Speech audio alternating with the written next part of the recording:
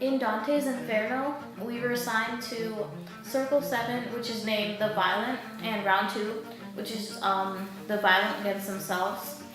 And it's located in Lower Hell, which is also called Malice. It's located in the Wood of the Suicides, across from the Boiling Blood River.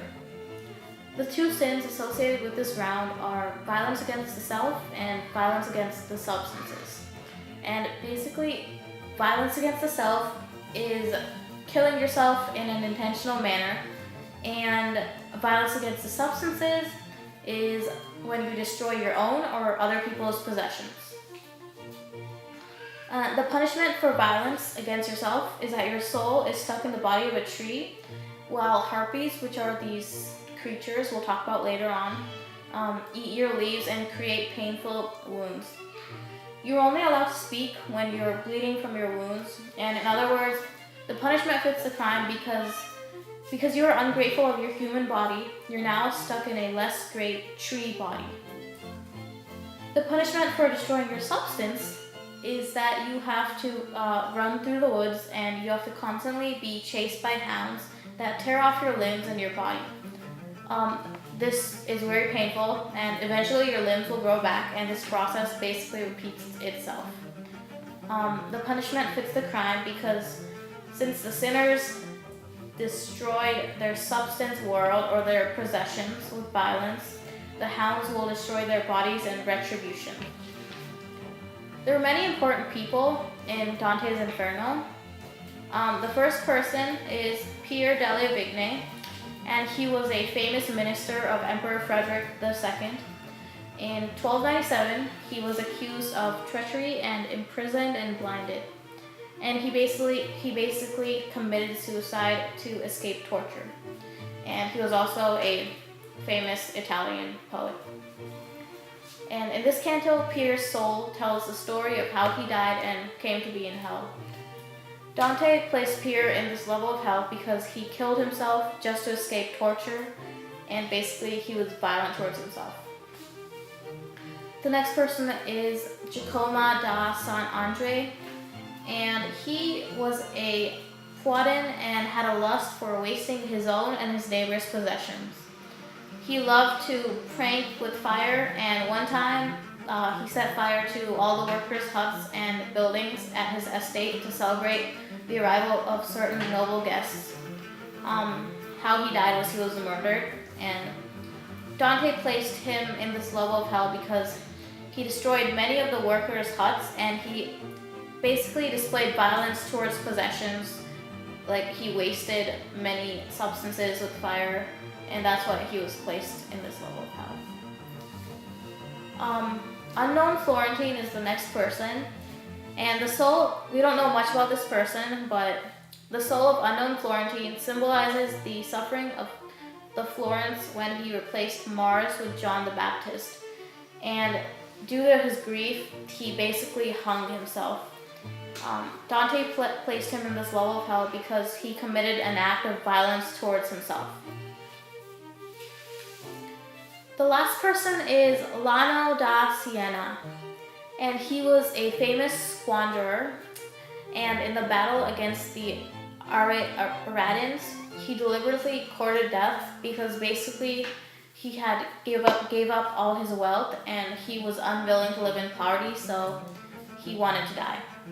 He belongs in this level of hell because he killed himself intentionally, and his act was selfish because he just killed himself, so he didn't want to live in poverty. The next slide is about attitude. These three quotes indicate or show Dante's attitude toward the people. And basically his attitude was that he displayed pity and showed sympathy towards the souls that were stuck as trees. For example, these two quotes display how he regrets breaking the branch of the tree and wishes that someday the suffering of the trees would stop. These apologetic quotes indicate These apologetic quotes that were said by the master indicate that Dante feels the punishment is too harsh for the sin committed. Now we're going to move on to illusions. And the most important illusion is the harpy. And the harpy is basically a mythological female monster in the form of a bird with a human face. And what they do is they steal food from their victims while they're eating. And some history behind this is that the three harpies tormented King Phineas and were driven away, and now they live on Stophade's Island. So basically the harpies were just known for tormenting people, and in this canto they're used to torment the trees. The next allusion is a quote, and basically this quote is a reference to Pier della Vigne's suicide, which alludes to the detrimental effect of the partnership between the church and the state in Italy. So it just refers to the church and the state in Italy. The next quote basically is one that describes setting, and it refers to a place, the Maremma district of Tuscany, where the river Cesena is. And basically it helps to give a visual or a real life example of how the wood of the suicide was by giving us a present day place, or a historical place to compare it to. Next we're going to talk about symbolism. The harpy is a major symbol. They symbolize the reckless behavior of the sinners that killed themselves. The next symbol is the hounds, and they were used to punish the squanderers, and they basically symbolize the animal-like, reckless behavior of the squanderers that wasted their possessions. The last symbol are the trees, and they basically symbolize the fact that the souls stuck inside the trees will never be able to assume their human form again.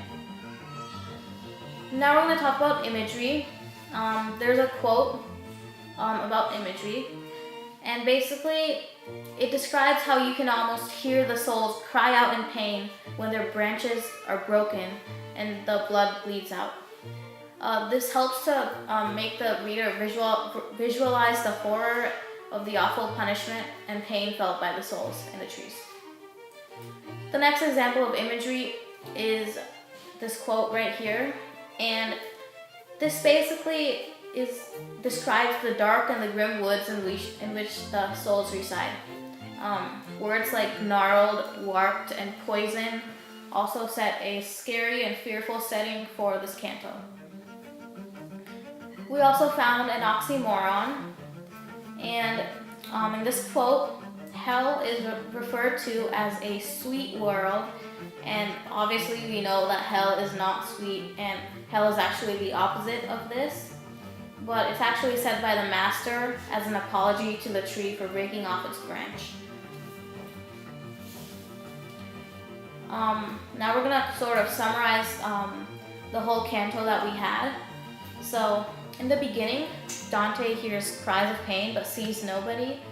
So to prove that there are souls stuck inside the trees, his master tells him to break off a branch. And when Dante does break off a branch, he hears a soul cry out in pain, and he sees blood, and he basically gets to talk to the soul of Pier della Vigne. And basically the soul of Pier della Vigne describes how he was assigned to the ring of hell, and he just describes how when he first got to hell, he saw the hounds chasing Giacomo da St. Andre, and towards the end he also references to the city of Mars and the god of war. But basically this whole canto is just about the soul of Pier della Vigne explaining this level of hell to Dante and his master.